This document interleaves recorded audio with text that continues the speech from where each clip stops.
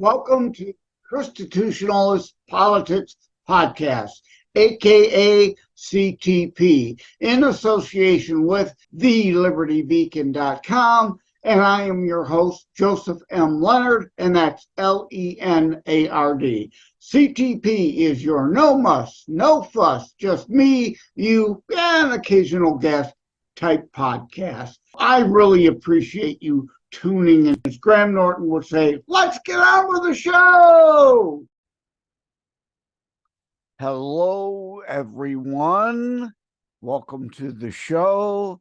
I was considering doing a shout out to some folks in newer locations tuning into the show of late, but then I thought, well, not really fair of me to call out one location or person, place over the others, as I get the listener reports via Buzzsprout to know where people are tuning in all over the world.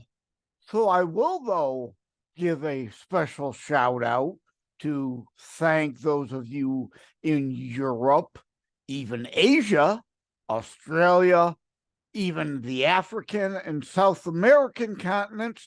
The only continent I haven't had a listener is Antarctica.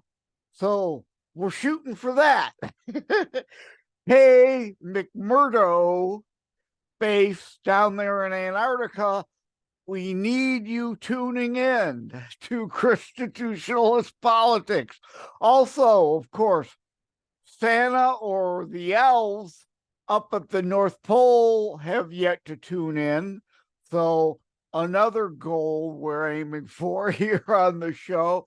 But I shout out to non-North American listeners because, frankly, I'm very humbled, a bit surprised at the outreach or those tuning in, not the outreach, but the reach this humble, modest, low-key, no muss, no fuss show, as I say in the opening, is getting around the globe is indeed a bit surprising, as this is a Christian-based, of course, Christians all over, but Christian-based U.S. constitutionalism show. So I really appreciate all the domestic as well as foreign listeners. Thank you. As I've said many times, I know there are so many podcast options you have. I can't begin to express my heartfelt thanks and appreciation that you are tuning into mine. And I am again recording today from my hibernation home, as I say, because it's so cold here in Southeast Michigan, negative wind chills. I posted on social media, before we get into the heart of the show again, part 2 of frustrations of dealing with brain dead folks, or as the Liberty Beacon part 2 from last week piece, you cannot make leftists think, continued, or part 2. But I've recently posted, just before starting this recording on social media, I'm not really happy about the snow we've got, but it is nice to be able to see out the front and back windows at the bunny tracks. Nice to see they're out of their rabbit hole, hopping about, as I lay down rabbit holes politically for us all to go down together and melt leftist snowflakes.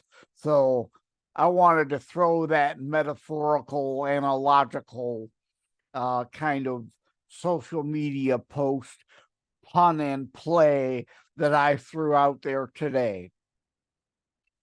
But anyway, to continue my joking about that segue crutch that I've adopted of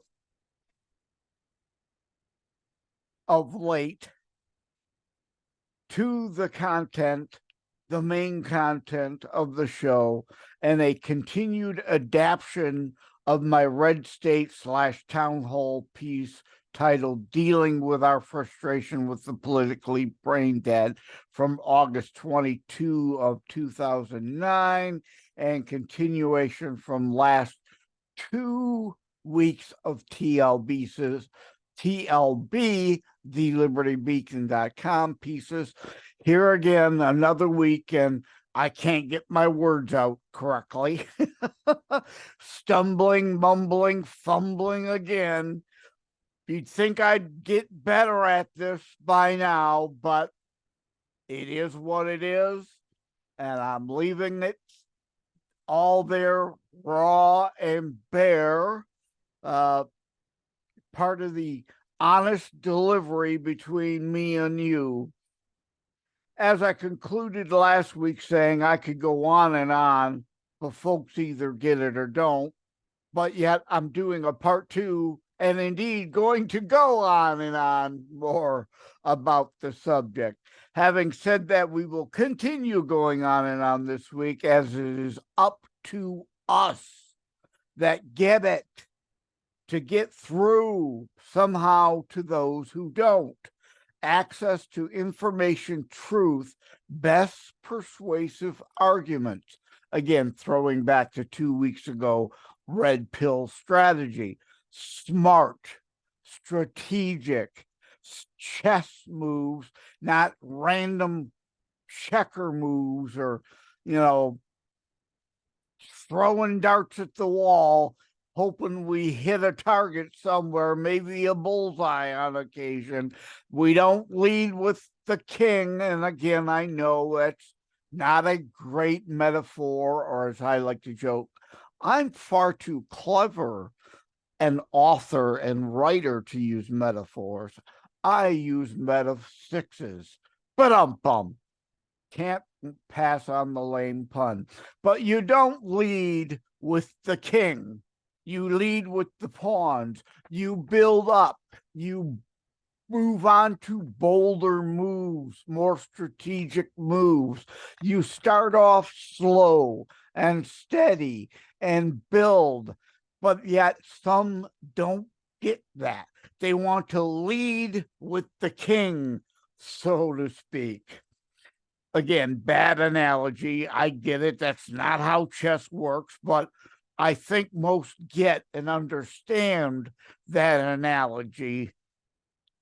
It is easier than ever before with all the links here at Red State alone. I said in the original piece, of course, sublinks in my articles I put at thelibertybeacon.com, links that I include in at Buzzsprout, where the show is hosted. You can find the transcript to the show there. The show notes lead the transcript, including link to the TLB piece and other related items that provide additional rabbit holes for you to go down. So check out Buzzsprout, ChristiTutionalist Politics, the latest show. Click on the transcript to find related links that you can share with people and go down those rabbit holes yourself. That is my overall point of all of this. We have to get it all in front of others and hopefully get them caring enough to be motivated to seek additional information for themselves from reliable sources. And an aside regarding reliable sources, not CNN, not the MSNBCs, not even relying on Google that censors results. I use Google for shopping. If you're looking for the cheapest widget, it's a great place to go, Google. For serious information unbiased, delivered true results rather than Google trying to send you to a leftist opinion site. I use and prefer DuckDuckGo, Jibberoo, or FreeSpoke. Those are good outlets and alternatives. But I have an article on beforeitsnews.com that I wrote a couple years ago now. Where are you getting your who, what, where, when, and why, as well as opinion pieces, right? Where are you getting your news? What reliable sources, proven, tested, true, and factual, and use of evidence in delivery of information to you over time are you using?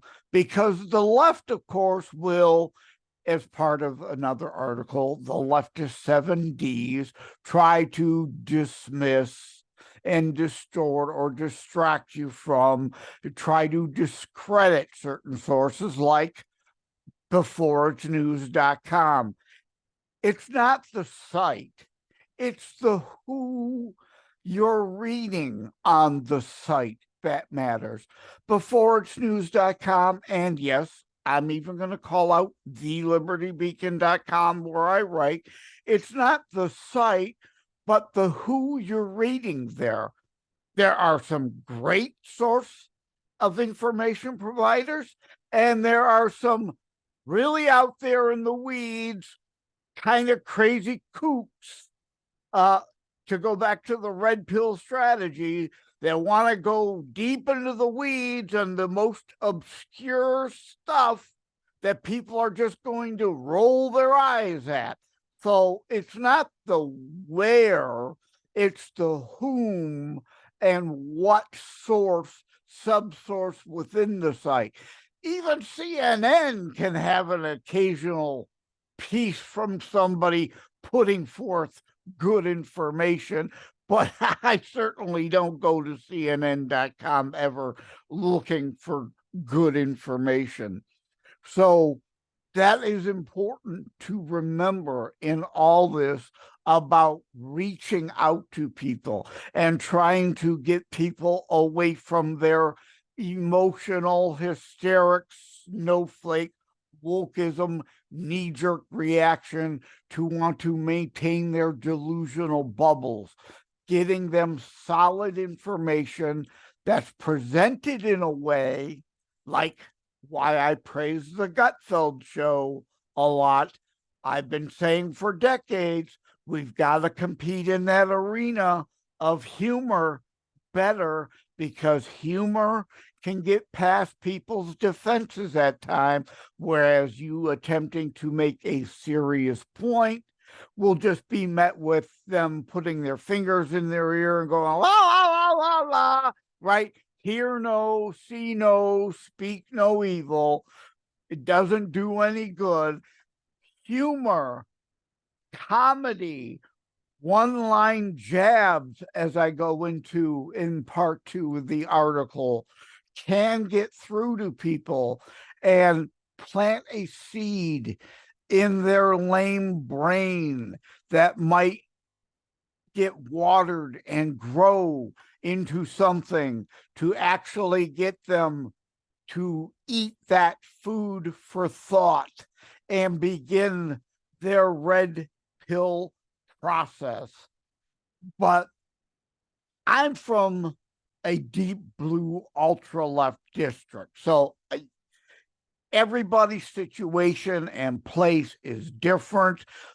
Blue areas, red areas, purple areas, getting people the information to get them not just better informed, but off their hindside and involved, because let's just say indeed true, 160 million people did vote in the 2020 election nationally, out of a nation of 330 million. Well, of course, some of them are children who can't vote, but let's just say 220 million potential legal residents who can, could, and should vote, that still leaves 60 million people that didn't vote, who aren't having their voice heard, their vote cast.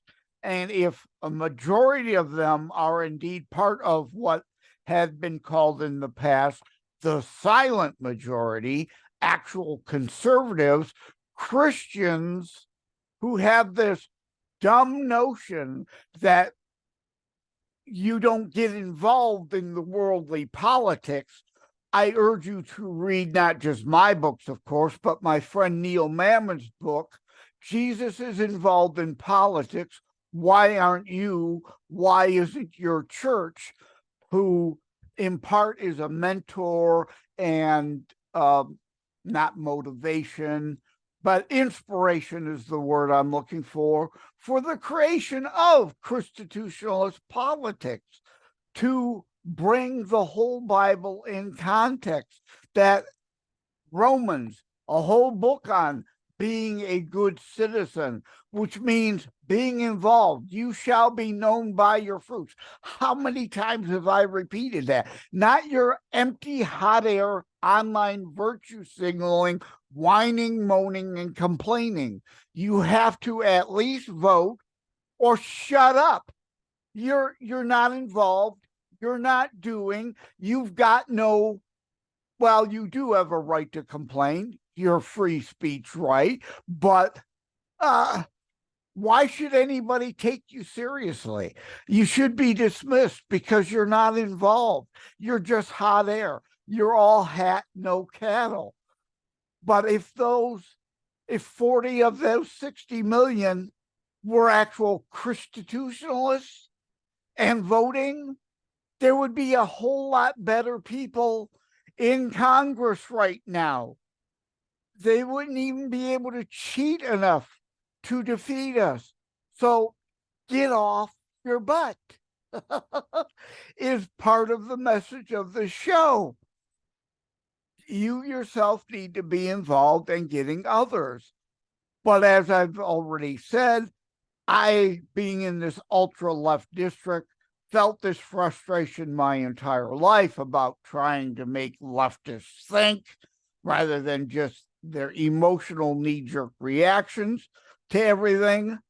It has taken decades to bring some along to the light, and while it sucks, it is partly our job to help them, or if not, we just concede to the other side that we know employs the time, energy, tactics, etc. And as you can hear, the phone is ringing because I forgot to unplug the phone before hitting record. Last week, I was clearing my throat at the beginning of the show because I didn't do that before hitting record. Today, I forgot to unplug the phone. You can hear it ringing, which, of course, I'm ignoring. Hey, whoever, I'll call you back. But those who actually put in the time, the energy, and tactics, like an Acorn, remember that name? They didn't go away. They just reformulated and reconstituted under a new name, still engaging in illegal activities and getting away with it. Union leadership that ignores their union rank and file wishes and desire to bamboozle others. We have to counter that. It has to be countered, and we cannot be as badly as lazy as liberals and just expect others to do it. We have to be involved in at least some ways to reach those we know to be otherwise complete idiots, unwilling to think, do any research. They just want to coast through life. And I get it. I said on Wham Radio, Abolitionist Roundtable show this morning, as I was calling in to participate in that show, about, I get it. Leftism is great in a sense in that you don't have to think. You just have to feel and coast through life and, do for me rather than me do for myself or anybody else. leftism is simple and easy and stupid. So I get the attractiveness of it by and for some people. We also have to, pardon, I am not even reading my note correctly. We also have the trouble of bluism expanding into red areas, and that we must keep our own side properly motivated and engaged in order to make sure red districts and states don't slip to purple or to blue. I mean, right? I wrote about expanding and exporting bluism decades ago. We're really seeing it now with people fleeing New York and California for Texas and Florida and Tennessee and other places. And we have to make sure they wake up to the fact that they don't stupidly vote for the same kind of morons that created the hellholes they're trying to escape from. There's a reason they're moving out of those places into these other places.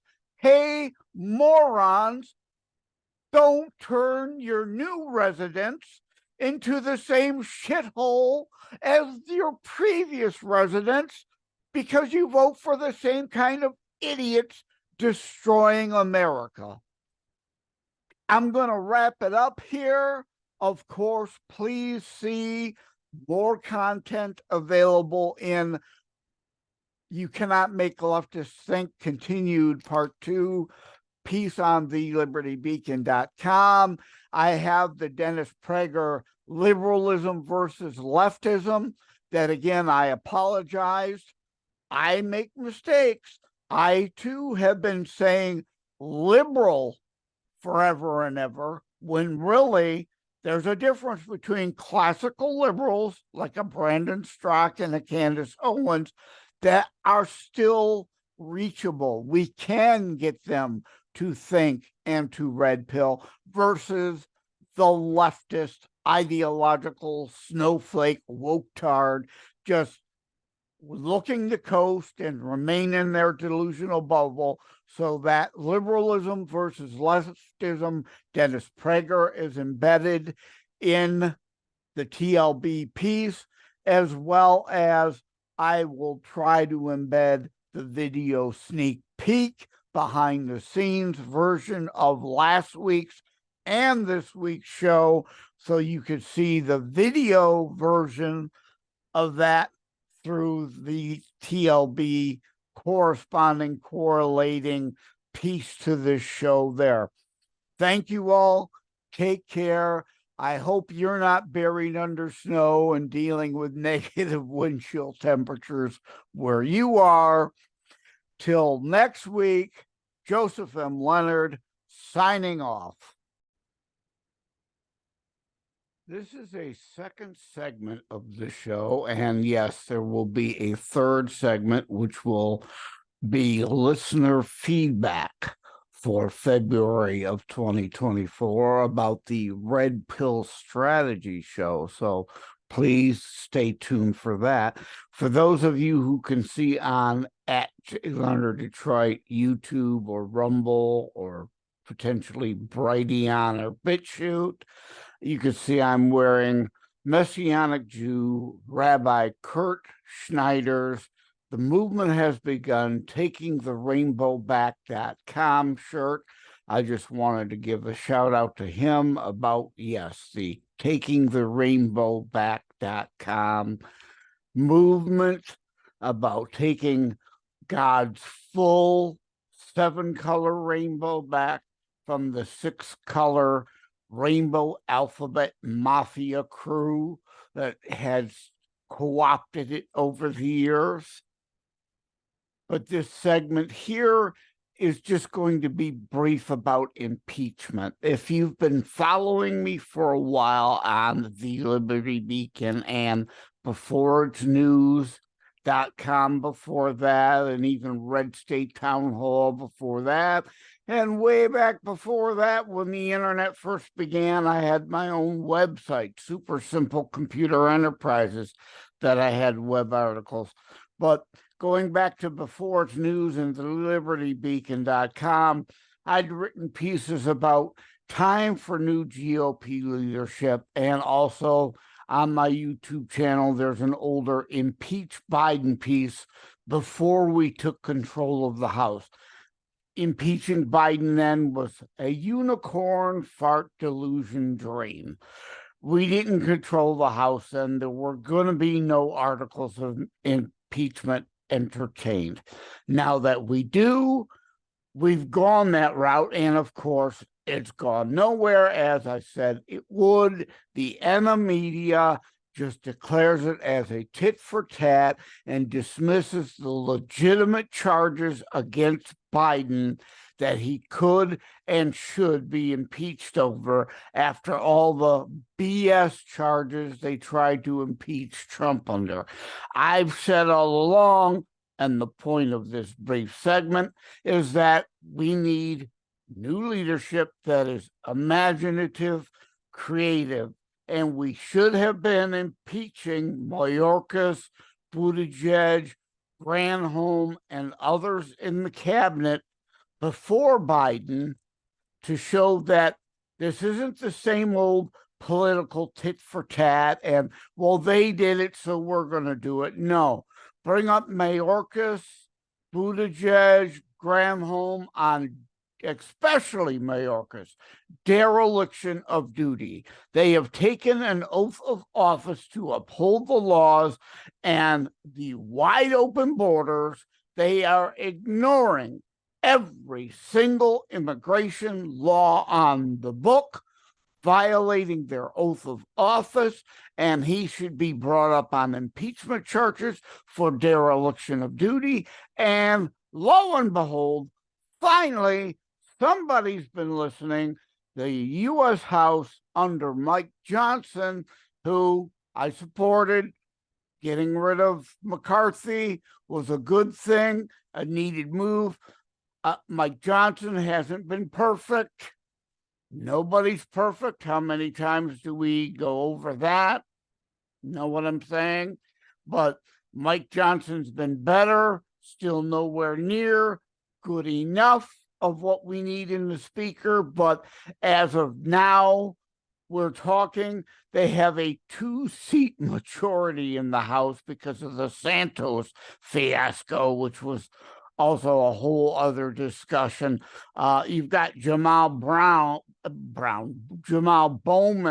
pulled the fire alarm, literally interrupted a congressional session like some of the Jan 6ers are supposedly in jail for insurrection, interrupting a congressional session. But Jamal Bowman, whatever, no charges. Slap on the wrist, just a censure. The Ethics Committee have now dismissed any further action. He needs to be expelled from Congress. George Santos lied his way into office. How many Congress people do that every election and re-election? Lie their way into or back into office. George Santos lies were just different sort of lies. The difference being when George Santos got there, he wasn't willing to play ball with the deep state, the CINOs, the rhinos, and the fascocrats. So they wanted him gone. But Jamal Bowman, hey, he gets to stay. You know, Ilhan Omar, Adam Schiff, who has lied over and over and over about evidence that didn't exist about Russian collusion. He's still in Congress while he's now running for Senate in California. But that is an aside. The point here, Mayorkas clearly in violation of oath of office and guilty of dereliction of duty. That is the first impeachment that should have been brought to the U.S. House. Of course, the U.S. Senate, controlled by Democrats, is not going to remove him. But the point here being, finally, some out-of-the-box thinking and something the media will still say, oh, this is a nothing burger. Oh, this is just political games. But it's not. the same old goings on in Washington, and something they should have done long ago. And after Mayorkas, move on to other members of Biden's administration to impeach them also. Let this administration be the administration with the most impeached administrators in the history of our nation. With that, I'm going to bid you an adieu. Thankfully, we're getting some imagination. I've also spoken in another episode about Tom Cotton and the woke tax, as I called it, taxing university endowments, which of course the left will never stand for, never do, but they're always calling for taxing the rich.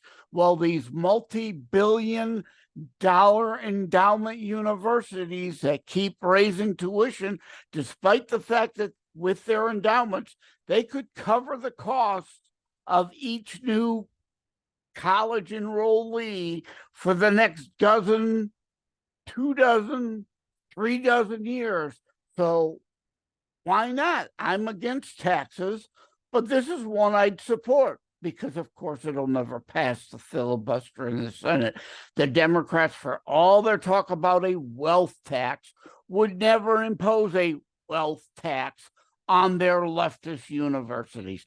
But it's time somebody, and Tom Cotton or somebody on his staff was listening, indeed puts that in a bill. He's done it twice now, to make it a part of the discussion and call out the left's hypocrisy. Thank you all. Let's get on to listener feedback.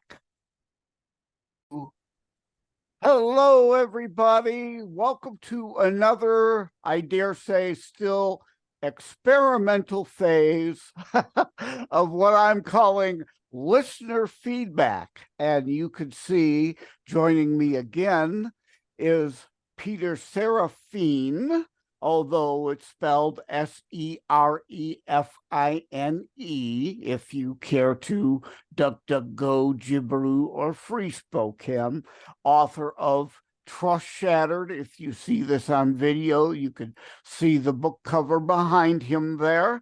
But today, he's back, more or less, to chime in as a listener to segment 1 of the show he was on, because Red Pill Strategy, in a lot of ways, relates to his book in that what are the things you can actually get people to buy into, believe, come to understand the evidence and facts without putting their, fingers in their ears and going, blah, blah, blah, blah, blah, inconvenient, does not compute.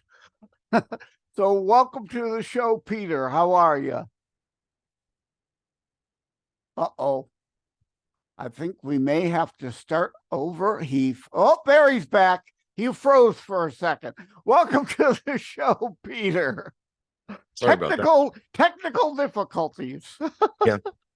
Apparently, I lost internet.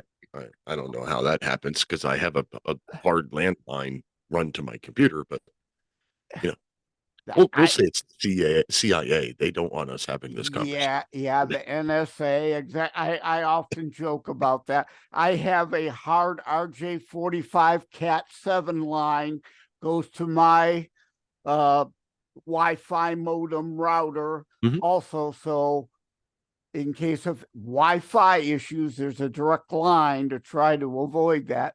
But at any rate, yeah, what were your thoughts on Red Pill Strategy? Because again, it kind of relates to your book. What are we really going to get people to believe? We can present them facts. Forcing them to think is a whole other thing, which is going to be another episode called Brain Dead Folks Part 1 and 2.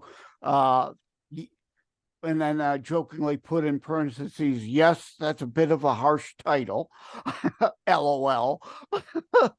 But yeah, you can bring people to facts. You may not be able to get them to think. So what is your reaction? Just like anything else, politics is the same way. You have to meet people where they are. You we all have had that experience, whether you're talking to a mechanic or a doctor, or you're talking an attorney, you're talking to somebody who specializes in one particular topic. And let's say it's your doctor, and your doctor is giving you a medical diagnosis. For example, I'll use a real life example. I have plantar fasciitis. I had no idea what the frick that was. I just knew my foot hurt all the time. So I go to the doctor, and he says, "Oh, your plantar fascia is inflamed." I'm like, "What? What's that?" Yeah, what does that mean Right, really in layman's terms, right? right. So you have to meet them, whoever it is you're talking to, no matter what the topic is. You have to meet them where they are, and then bring them up slowly. So in the case of my foot, it's a matter of, well, the plantar fascia is the connective tissue that runs from the ball of your foot to the heel of your foot. And when it gets inflamed, it wants to shrink, and that makes your foot curl, and anyway, so now I understand it all. But that's how it works with everything else. I told you the new book, Trust Shattered. The whole first part of that is about government being involved in our healthcare in one way or another, medical experiments, FDA revocations, all kinds of stuff like that. What I did, I wrote this book for that purpose, for the meet people where they are. It's written, there are no conspiracy theories in here. There's not even anything in here that anybody could possibly accuse of being a conspiracy Oh, theory. but they will, but they will. But everything in it is something that the government has already admitted to. But they won't look at that evidence. Well, then they're just being stubborn and obstinate, and there's nothing you can do. Right. A show host, a friend of mine who hosts another show, he has what he two phrases. He says the don't get it and the never gonna get it. The never gonna get it, you can't possibly switch them. You can't get them to open their eyes long enough to even consider another possibility. A don't get it person is somebody that just doesn't get it. And you can teach them. You can open their eyes. Don't bother. Don't try the never gonna get it. You're right.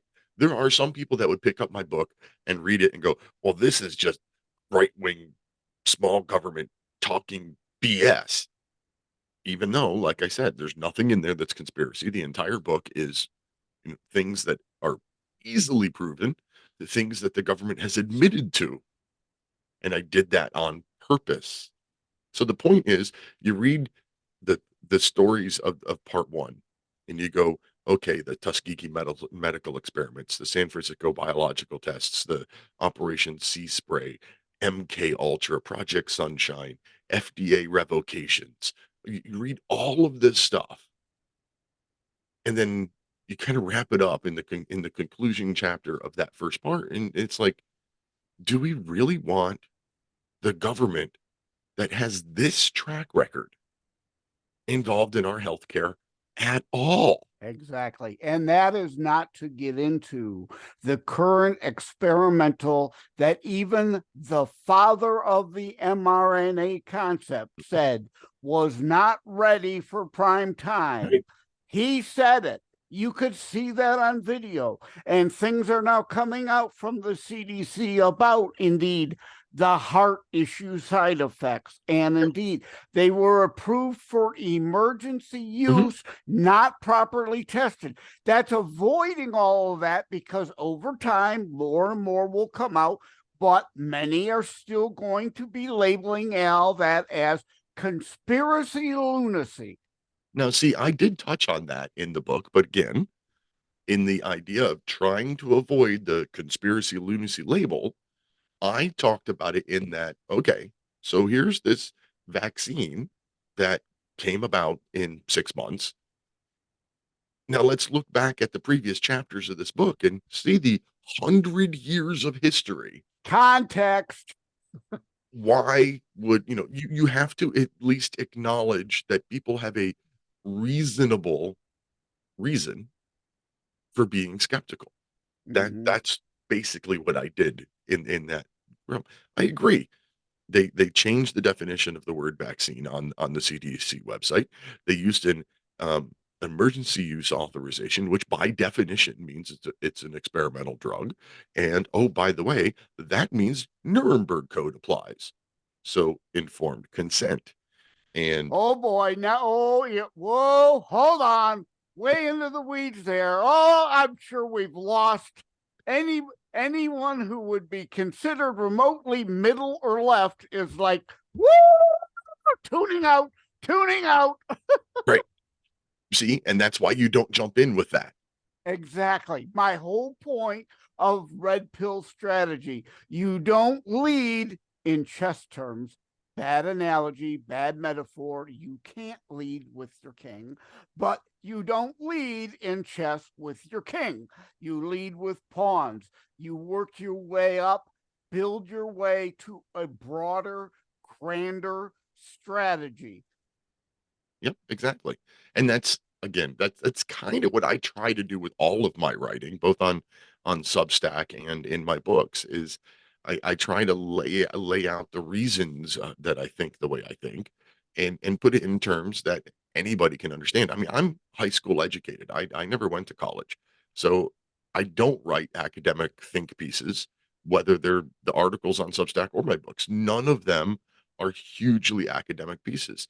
I write for the average person and try to put things in terms that makes the average person go, hmm, Yeah. that's my goal with everything I do. What's that group? Things that make you go, hmm.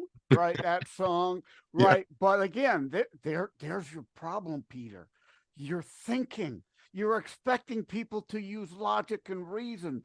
They want to just sit on their couch and have their feelings confirmation biased for them. right. Right. And like I talk about in Red Pill Strategy, will the subsequent brain dead folks 1 and 2? And yes, I know, harsh title. It's meant to be. It's meant to be somewhat inflammatory, for a reason and to make a point. But shock, denial, anger, acceptance, like Mhm. the stages of grief. As you said, you have to meet them where they are. There's always going to be a shock of someone who first licks that red pill. And then often is a denial. You have to then get them to the anger phase. So they are angry at all those who have been lying to them while you're trying to give them truth to eventually get them to the acceptance phase. And then they do something about it phase that comes afterwards. In this Well, yeah, we can hope for that. I don't know. It's sad. That's one of the main reasons I started ChristiTutionalist Politics. Try to get Christians to recognize the full Bible in full context. Context.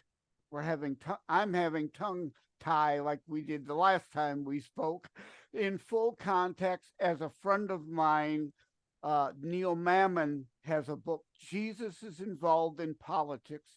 Why aren't you? Why isn't your church? A Mhm. lot of people just shut out a lot of the context about being a good citizen and just warp, render unto Caesar that whatever the government does is, okay, fine. I'm somehow above this all. Well, you will answer, you shall be known by your fruits. If you've done nothing to sow good fruit, and we're all dealing with that rotten fruit that's being reaped, you in part are responsible for that. So that's part of the point of my book. You can't just virtue signal online. You must do things, demonstrate your faith, not beat someone over the head with a Bible. I'm certainly not talking about that. I know you know what I mean. I'm sure 90% of this audience knows what I mean, but it won't surprise me if Media Matters at some point tries to come along, pick and choose something I said, and blow it up. like they do with all conservatives.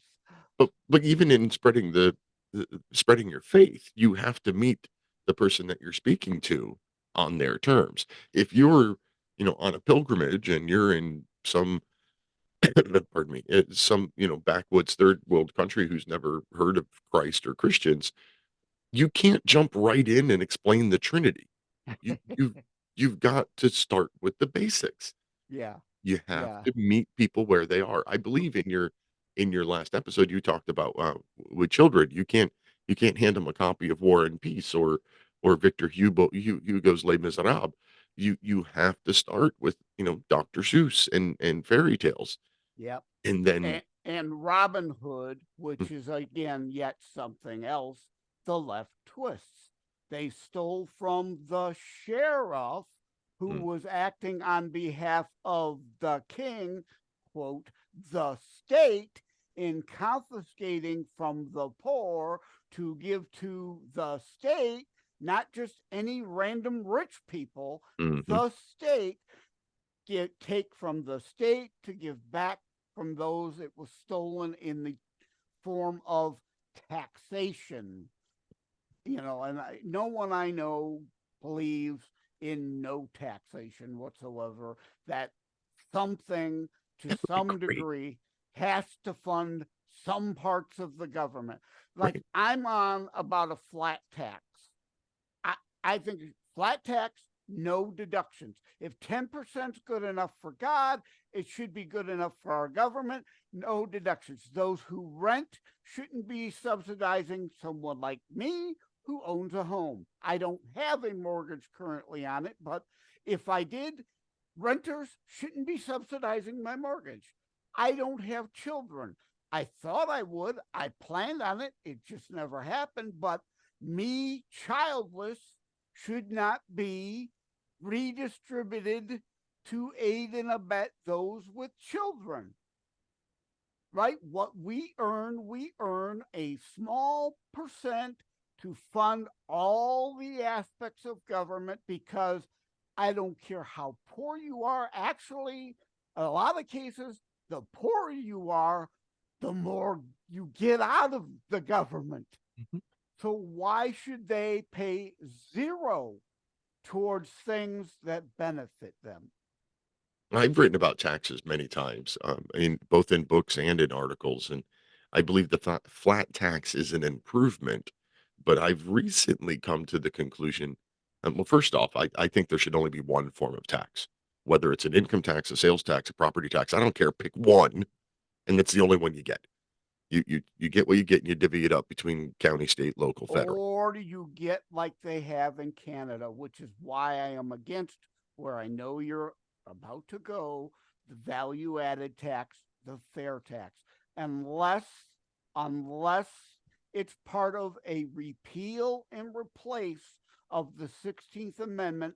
I say no way, because Well, that is part of the fair tax plan. It actually has if it it can, depends on which one you read, right? the bill Because the bill that's floating in Congress for fair tax says that if the 16th Amendment isn't repealed within, I don't know, 18 months, 2 years, whatever, then that bill expires. Then fair tax bill expires. yeah, that's nice and great in theory. I don't really I like the idea of the fair tax. I like I the do too. the I do idea too. of sales tax, not value add tax. Sales tax and only sales tax, because then you're only being taxed when you spend your money. Now, and that also gives you at least a modicum of control over how much tax you pay. You can go buy the $200,000 luxury car and pay the tax on that, or you can buy the $20,000 car and pay tax on that, or buy a used car and don't pay tax at all. So you get Well, at least a I'm modicum. sure they would still tax you on the used car. But here's the flaw in that logic. No Congress can bind a future Congress. The bill, the minute the next Congress goes into session, Mhm. it is now all really moot and dead, and they could change it to say, we don't like that repeal part. We're just going to line that out, and you get both taxes. So that's why I say no, Well, I no. agree. 16th repeal must come. Or again, it must be part of an actual constitutional amendment, repeal and replace, for me to support it, because I've been involved in politics since 1978. I've seen enough of this bait and switch. Well, we promised, we pinky swear, and 2 years later, right out the window. But anyway, we've gone kind of down other weeds I'd never intended for us to go. And this was just meant to be a quick, brief, short segment on indeed red pill strategy. And we've covered that. So you and I think are on the same page on so many things that we could go for a 4-hour show, but I know no one would watch it. So my wife wouldn't be happy about that either. Yeah, it wouldn't do any good to do that if people aren't going to do it. So I try to do my shows always less than an hour, and things like this, no more than 20 minutes do I want, even less than that. So there are small bite-sized things people can chew. So thanks again for joining, Peter. Take care. God bless. Thank you for having tuned in for ChristiTutionalist Politics show.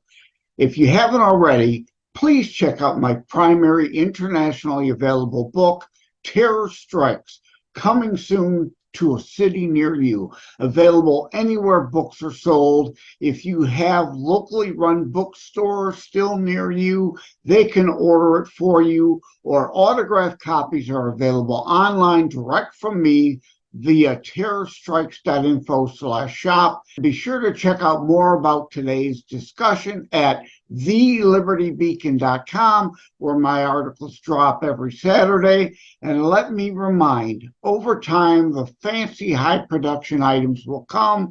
But for now, for starters, it's just you as a very appreciated listener by me. All substance, no fluff.